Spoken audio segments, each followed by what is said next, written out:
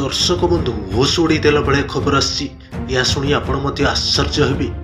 Batting और bowling रे कमाल, दिल्ली को हराई प्लेऑफ आड़क अग्रसर बेंगलुरु।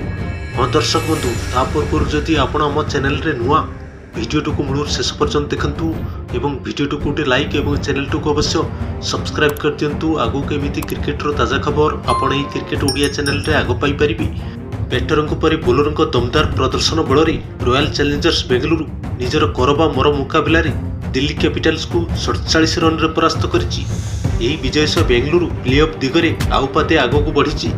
अन्यपटे दिल्ली कैपिटल्स रो मुश्किल बढ़ी जाइछि। प्रथमे बैटिंग करितबा आरसीबी रजत पटीदार 52 रन और वेल जैक 41 रन बल 9 विकेट हराई 187 रन करथिला। जवाब रे दिल्ली 19.1 ओवर 140 रन करि पारिछि। अक्षर पटेल 57 रन करी एकाकी संघर्ष करथिबा बेले अन्य बैटर विफल होइतिले। बेंगलुरु पक्षरु बोलिंग रे यश दयाल और लोकी फर्ग्यूसन पक्षरु दुईटी लेखाई विकेट नैथिले। दिल्ली 13तम मुकाबलारू 7 पराजय भोगिथिबा बेले आरसीबी 6ठ विजय हासिल करबा सह नेट रन रेट मजबूत रहिछि। दल अंक तालिकार 5म स्थान को उठिछि। बेंगलुरु मे 18 तारिख में बेंगलुरु और चेन्नई मध्य चलित सीजन लीग पर्यायर सबुठ बड़ मैच खेल।